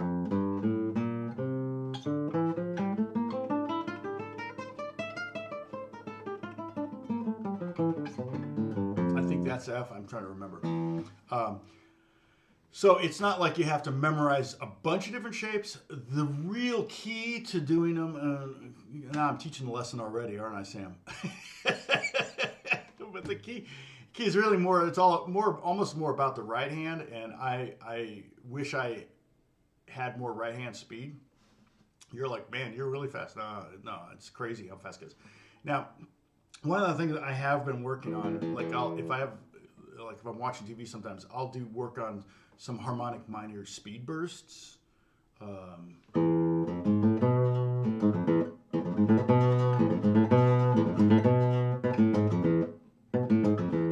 it's all about how do you start. I notice a lot of guys will use their index and ring finger. A lot of players will do that. I say guys, I mean girls too. I actually keep on Instagram, I don't know why I'm getting fed all these amazing girl classical guitarists that are like, how do you do that? And they got little hands. I'm like, how are you playing these chords? You know. Anyway, I probably should practice with those two fingers. I see a lot, and the reason why is those fingers are closer to the same length, so they're almost a little bit easier. And I almost always have a nail on my ring finger. So, but you can practice little bursts.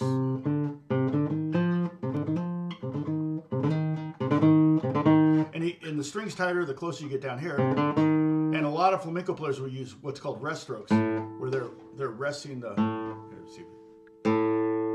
That's a rest stroke. See, I'm hitting the string and resting on the next string. A through stroke is when you play up like this. You don't hit the next string.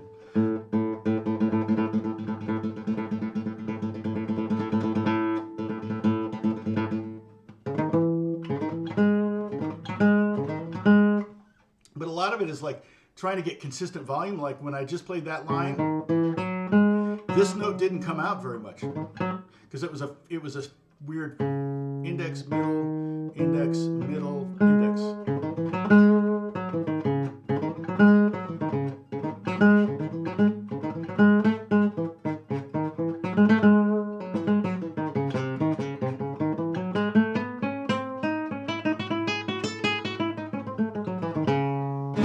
But I would love to be able to, because see, if I was playing that with a pick,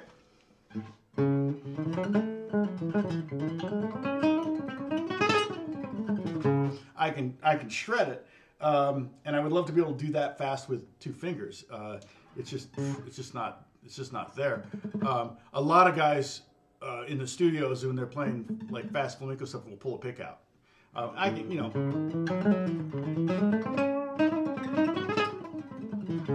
By itself, you can hear, oh, that's a pick. But in the context of with an orchestra or with a band or something like that, you really can't necessarily hear it. A lot of musicians, I mean, Al Di Meola plays nylon with a pick. I think some of the Gypsy Kings do too, but I also know that they do a lot of like flamenco rumba grooves, you know.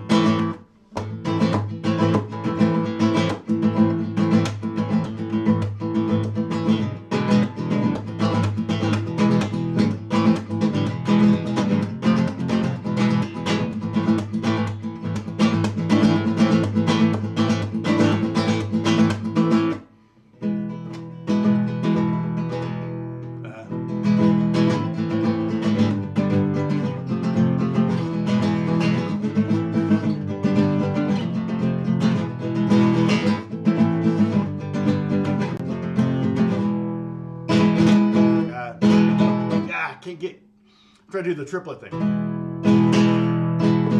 I'm missing with my down thumb. No, so it's going da da da da da. It's gotta go da da da da da da da. It's gotta be consistent. Like with pick again, same thing, kind of like. I can do it really consistent. I would love to be able to have another lifetime to just study flamenco guitar. So, yeah, it's Sam. It's all about the position shift. Where does that occur? And that's something that you practice too. You just kind of practice that, like with the C major, you're going A, B, C, D.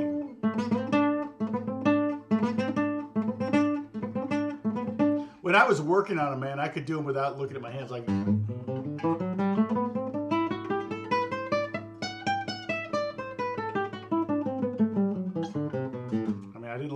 I kind of got it, but I had to pause.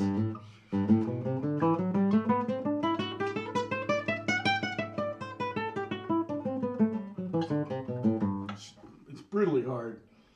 It took forever. Okay, so yeah, that's not a bad idea. That's not a bad. Oh, yes, this is an Asturias. Yeah. It's not very expensive. I paid $500 for it. I'd actually been fixed by John Carruthers. It has a crack on the top, but I've had it for before I had kids. I mean, I got this probably in '89, '88. Bob, what was his name? Bob. Guitar player Bob. I don't remember. Yeah, never even really had any ash on my pool. The fires were pretty far east, the Eaton fire, and south, the Palisades fire. And the wind blew. Like, our air quality has been pretty much under 100 the whole time. And I think I can look it up right now. I was just out. I walked to Starbucks. I didn't even smell smoke. 31. So, I mean, you don't get much better than that. Heck, our air quality, I think our son is in Redondo Beach, and I looked the other day, and it was like, his is 46. But I think he's getting some more of the smoke from the Palisades fire than I am. So, but in Pasadena, where Alex is and where we used to manage the apartment building, and he manages it now, they were getting readings like 360, crazy. And I was texting my sister. My sister's a fashion designer. She's a product manager now, but she used to spend, when she was working for TJ Maxx and J. Jill, she would spend a lot of time in China, and she would go to the factory towns in China. Part of her job was to make sure they weren't using slave labor or children labor and stuff like that, right? But she said that the app would say that the air quality was like 350, and there was no fires. It was just industrial smog. And she said while she was there, the app got deleted from her phone. Like she's in China, and they somehow deleted the app, and then then she went to download it, and it was like the only one she could find was the official government one, and it said the air quality was 120. It was like, okay, there you go. But yeah, she said you couldn't see across the street, and I remember that. I mean, we didn't have iPhones back in the '80s, but when I remember going jogging in smog so bad you couldn't literally see the houses across the street. Beth lived here for 6 months before she realized Pasadena had mountains. So the smog is far less than it used to be in California. A lot of that's it's twice as many people now as in the 80s. So it's mostly that there's no industrial stuff here. And then also no coal plants for fire. But I don't know if it was coal what was causing the smoke. I always just felt like it was too many people kicking up dust. That's what I always thought smog was. It was like, man, there's too many people here. And it always was low and brown, and I'm like, well, that's just people kicking up dust, but it was actually smoke. But there was a lot more factories here. Like the areas where there used to be factories, they're not factories really anymore. There may be warehouses, but they're not making stuff here so much. So both those videos, Tim speaks of how firefighters saved his property. Oh, Tim Pierce. Oh, yeah, I haven't seen Tim Pierce's. Yeah, I have to see Tim's. Yeah, because Tim's more up. He's south of. Tim is south. Lee is up over Pasadena, the Rose Bowl. I know exactly where he is. And Tim, I've not been to Tim's place, but Tim is. I know he's south of San Fernando. South of Ventura Boulevard. And he was in an evacuation zone, I'm pretty sure. I'll have to watch that video. I'll have to check it out. But, I got to check here. Okay. Anyway, I should probably get back to work. What time is it? Oh my gosh, I almost did 2 hours. Okay. I thought I was going to do an hour and stop, but we got talking about the fires and stuff like that. So just so you know, I'm fine. We're fine. We thought we were going to have to evacuate. We watched them put a fire out on the hill behind our house literally within 15 minutes. We had a set zone about 7 blocks north of us, so it's ready, set, go. Go means evacuate. I've kind of come to the conclusion, because I'm seeing all the looting and stuff like that, that I won't evacuate necessarily. I will have my cars packed and in the driveway, so if the house does start to catch on fire and it's not savable, I can't save it. But one of the things you can do is you can get up on your roof and you get that hose and you start hosing down embers as they hit the roof. Now, I've seen barrages of embers that just, like 1,000 hit your roof at once. There's nothing you can do. I've seen that happen. I've been around fires. I've seen fires come up over hills and crest hills. I've been hundreds of feet from, hundreds of yards. Dang, my belly it's too short. Hundreds of, yards from a fire line. I've been evacuated before from other places, just not here. It's the 100-mile-an-hour winds, the gusts that were killing it. Like, there'd be sustained winds of 50 and then gusts of 100. That's what took out both the Palisades and Altadena. We put offers on multiple houses in Altadena and never got them. We were in escrow on one house and dropped out. We didn't, and all those houses are gone. Every one of those houses, I'm pretty sure, not that I've been able there to see them, but they're in neighborhoods that were completely wiped out. So I posted a friend of mine, Jonathan Barry, who's a guitar player friend. I posted his GoFundMe to Discord if you want to check that out. If I see some others, there's some that I wouldn't necessarily, maybe necessarily post or whatever. A lot of people aren't doing GoFundMes. It's kind of early for that. You want to know what's going on, what your needs are. If you don't have insurance, a lot of people that were renters, they don't have any place to live. And so they lost everything and they don't have a place to live, but they don't have a mortgage to pay and rent something. So that's where it gets a little crazy. If you have to have insurance in California of some kind, but we have insurance to cover rental property if we need to rent. I don't know.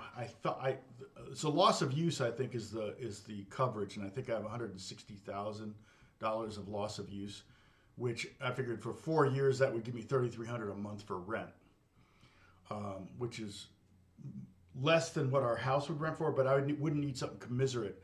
We would use as little of that as possible, I think, because you just don't know how long. For one thing, you want to have. One of the things I saw, one of the suggestions is like. One person suggested, you deserve to have what you had before. You need to rent that and the insurance company will pay for it. Well, no, you have a specific term. It's an amount. So however long you can make that amount last is how long you have it. If you run out of that money, you're much more likely to take a settlement you shouldn't take. So the goal is to not run out of that money. So we would just move into a 2-bedroom place, whether an apartment or a house, where I could work from. 1 bedroom for studio, 1 bedroom to sleep in, boom, done. We wouldn't have any furniture. Any studio gear I'd buy, it would all have to be new stuff, and I would probably just have a minimal setup. The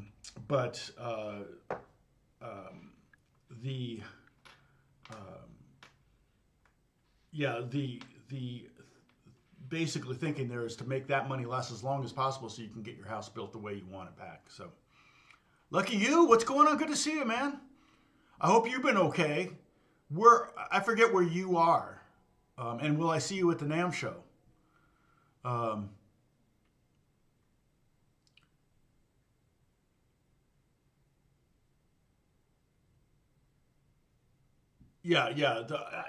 I'll check out where he is. Arts District downtown. Okay, you're pretty safe. If the Arts District burned down, that's what I've been telling people. Is like people worried about should we worry about the Palisades fire? And I'm like. If the Palisades fire gets to us, that means over 1 million homes were burned.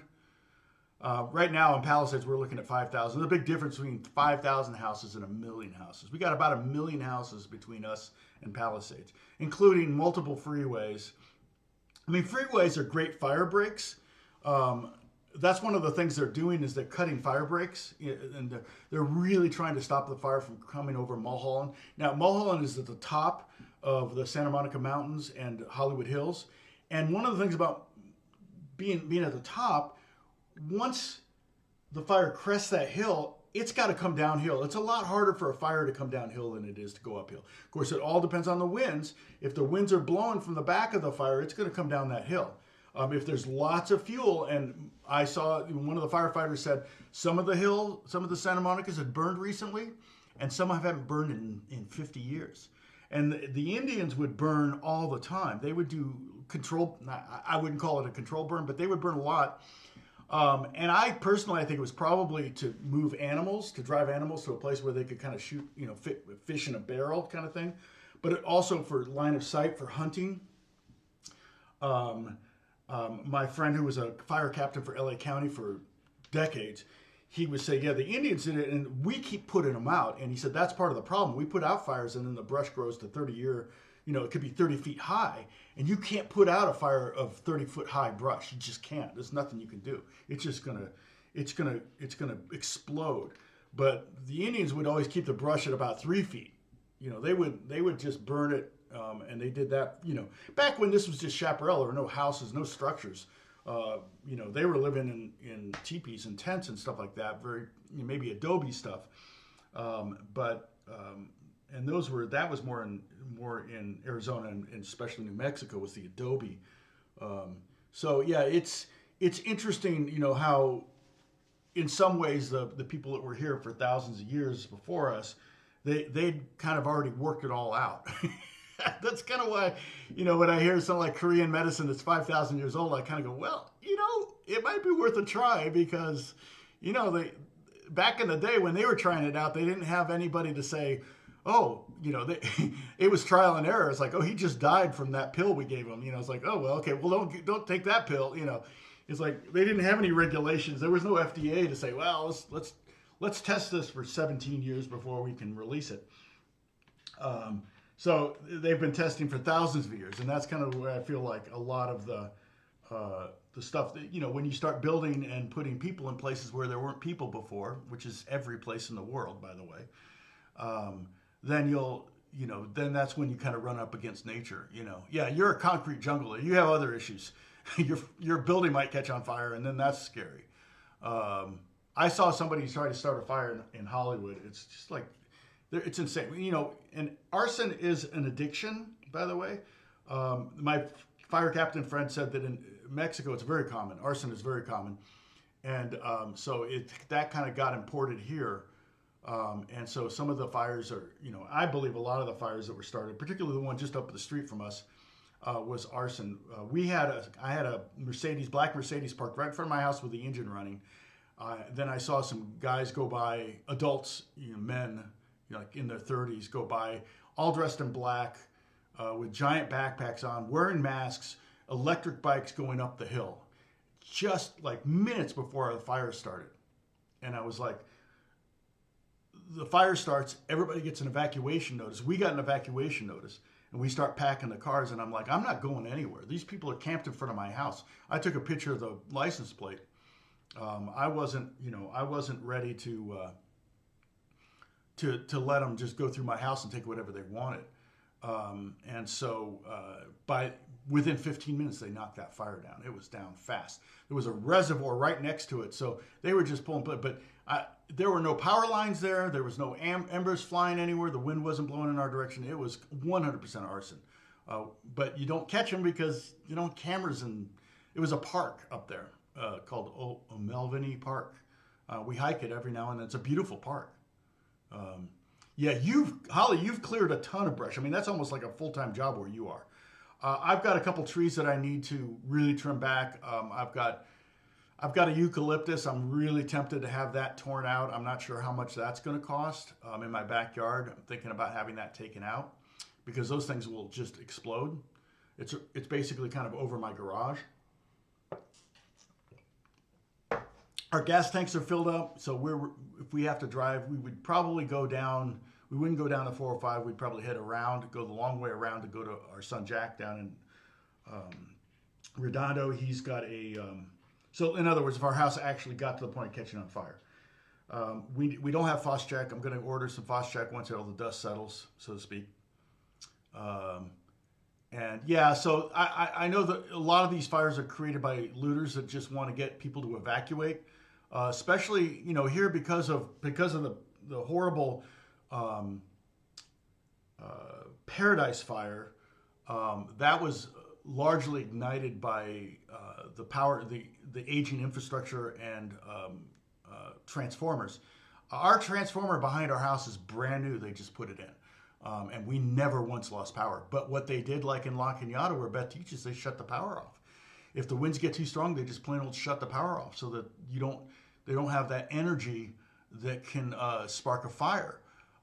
And so the looters know this. They know that there is not going to be any power, so no cameras, no alarms, no nothing. And then people are evacuating. So they just go in and take everything. And then you get home, you get sent home, and you go home and everything's gone, or all your valuables are gone. Usually, if they're just wearing backpacks, they're after basically 4 things. They're looking for jewelry, cash, guns, and drugs. So like if you've got, say you just had surgery and you've got some kind of heavy duty painkiller in the house, they're going through cabinets, things like that.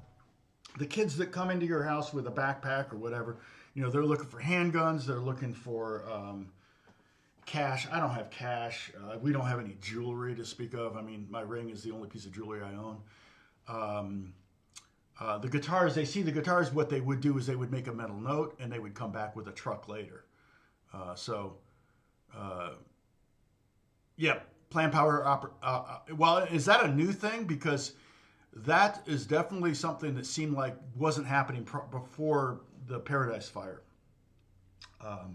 And so the PPOs, I don't know if they don't have to do it if the transformers and the lines are newer. But like I said, we have not lost power. I get notifications saying power is off in parts of Granada Hills every now and then, but we've not lost ours yet. So, yeah, fire breaks. Yeah, definitely. You can use more of those when the wind. Sparks can travel. Embers can travel really far. You've had some close ones, I think, Holly, right? You've had fires, you've seen smoke over the hills and stuff like that. When Pee Wee, a bass player at a church, when they lived in Stevenson Ranch, they had a fire crest right at the top of the hill overlooking their house, and they stayed home. They didn't leave. And again, it has to come downhill, which is difficult, and the whole hill was covered in fire retardant plants. So plants that don't burn, and it was because it was a very kind of a high-end housing complex, the HOA had cleared everything. So it was all part of what they paid for. Yeah, PG&E. Part of the thing here is that in LA, we have city. The city is our power company. It's not a company. It's not a corporation. You can't. It's not. Technically, I guess they can't go bankrupt. But 70 square miles. Wow, that's a lot. 4 of its 9 lives so far. Yeah. I mean, you know where you live, the risks. I don't even want to know what your insurance costs. We couldn't get insurance on the box. The second house we were in escrow, and I couldn't get anybody to return my call for fire insurance. And if we'd bought that house, we would have been evacuated twice already. I can't imagine. We're kind of in a grid area where it's houses, and streets and. But that was what Altadena was, and it burned. So just because you're on a bunch of surrounded by a bunch of concrete and parking lots and stuff, doesn't necessarily mean you're not going to go. TikTok boss, yeah, I hope not. Oh, thank you, Bruce. It was like Bruce is saying a countdown to when Tom's house burns. No. Yeah, I want to check out. I'll check out Lee's post and also Tim's post. I'll probably see him at the NAMM show. I always see him at the NAMM show. So anyway, thanks, Sam. All right, guys, God bless you all. The only reason I was kind of staying on is because we're actually peaking here. We got 28 viewers. So not that that's a lot, but it's a lot for me. But God bless you all. Thank you so much for your prayers, and keep praying. Be praying for the people. I don't know how they're going. I wouldn't know where to begin. And the waiting game to getting it built. And we're talking it's going to be at least 10 years to have for some of these neighborhoods to come back. I don't know if you want to be the first one rebuilding or the only one rebuilding. You don't want to be the only house in a neighborhood. That just sounds dangerous to me. So whether these companies will, I don't know. The insurance companies have to pay for this, or depending on what insurance they have. But So Mel Gibson got, yeah, his house got trashed, and he said, you know, I'm lighter. My life is lighter for the stuff is gone. George Carlin talked about all the stuff, and I totally get that. That's my friend that she's a widow, and she lost her home that she and her husband raised their kids in. Her husband died 5 years ago, and she's like, actually, you know, she wrote a big long essay on Facebook and said, one of the things I've noticed is that I'm not worried about my stuff anymore. I was always worried about my stuff. I'm not worried about it. There's nothing to worry about. I've got some things that my grandfather made that I'm going to get to the kids, so that at least those things are kind of spread around. Some clocks and a jewelry box, and I got a bench that, you know. But we have a plan. If we're even here, if we're out of the country and this happens, there's nothing we can do. But yeah. Thank you, John. You're back on. I see that. Yeah, I appreciate all the thoughts and prayers. You know, there's, like I said, so many people affected. It's still a very, very, very small percentage of this. I mean, we got 8 million people in our area. So, you know, you're talking, I think 12,000 homes so far have been lost, about something like that, 12,000 structures. So I would say most of those are homes. So you're looking at maybe, you know, 10,000 people have lost their homes versus out of 8 million. I think we can absorb them. I think we have enough rentals and apartments and houses for rent that we can absorb them until they can rebuild. So I think, you know, I think some of them will leave. I think others won't come here. Others may leave that are safe, but they're like, okay, that's it. I'm done. I'm not going to go through this anymore. If they don't have to live in California, I kind of have to live in California. My business is here. Two of my 3 kids are here in LA, so we're not going anywhere. And it's, you know, I can name 5 things that I love about LA. The weather, the topography. We've got mountains. I can ski in. I got ocean. I can swim in. This is great. Beautiful to look at. Prop 13. I mean, as high as my property taxes are, they're not going to go up but a little bit every year, whereas some people have seen their property taxes double, like in Florida. Like Bruce, you're probably dealing with some of that, but when property values go up, taxes go up. That's why we passed Prop 13 in 1979 to protect old people, and I'm old people now. The diversity, the food diversity is another thing that I really, really, you know, just the ability to get really good Indian food or really good Mexican food or Chilean food or Argentinian food or sushi that's just like unbelievable, as good as anything I could find in Tokyo. That is, to me, really good. If I lived in a rural area in the middle of the Midwest, I mean, you got maybe a Mexican restaurant, a Chinese restaurant, and they're both like really lame. So yeah, that would be hard. That would be hard. It was hard for me to move from Pasadena to Granada Hills because Pasadena has so many great restaurants. So I feel like I'm in a food desert here in Granada Hills. I lost some of my favorite restaurants during COVID, and we've got a couple new ones that are good. So, yeah, Queens in New York City. New York City in general is phenomenal food, unbelievable. We had the best food in New York City. I even had some Ray's pizza, and it was pretty damn greasy, but it was really good. Yeah, so is that? Yeah, so just so many things that I feel like I do like about Los Angeles, and the fact that my kids are here. 2 of my kids are here. That's key. If the boys moved out of state, Alex moved to Nashville, let's say, and Jack moved to wherever, Alabama or whatever, because he works for Northrop, and they have a launching pad thing in Alabama. If that happened and we didn't have kids here, then we might move somewhere in the Midwest that was kind of more central to all of them. But yeah, but we have a great church community. We have great friends here. So all of that anyway. Yeah. Yeah, that's the other. That is nice to get the fresh stuff. I do feel like that's a little bit lacking sometimes here. I know how it works. I know how the food system works in LA. I have a friend that was a distributor, and he said, yeah, the best, like for example, the best steaks go to the best restaurants. The next best steaks go to the next best restaurants. Then the next best steaks go to the high-end grocery stores. Then the next best steaks go to the Midland grocery stores, and then the next steaks go to like Chili's, and then the next steaks go to the cheap. So it's like this quality. Whereas, you know, if we were in, say, well, in Indiana, what my family would do is they'd buy a cow at the state fair and have a butcher it. At the county fair, they'd buy a cow and they'd share it. And one family would have a half a cow, and the other, everybody had these freezers, these horizontal freezers, and they would have the meat cut and wrapped, and they would just pull it out. And I kid you not, I mean, I had steaks. The best steak I ever had been in a freezer for 6 months. And my father-in-law grilled it on the grill, and it was like, holy cow. Just on a Weber grill. And it was like, are you kidding me? It was the best tasting steak. It was tender. It was unbelievable. And I was like, dang. And it's like, yeah, we don't really buy cows here in Los Angeles. It's just not a thing. But do it, you know. Oh, yeah, Dennis, you got a new job, paid vacations. You get like 6 months a year off or something like that. Okay. Okay. I need to go. I'll talk to you all later. Thank you for your concern, your prayers again. Hopefully I'll see you next week. Hopefully nothing changes in all of this we talk about. If so, I may live stream something and be on my phone and go, hey, I'm evacuating. Be praying for us. But I think we're good. Oh, you just got hit by an ad. It's because I'm going so long.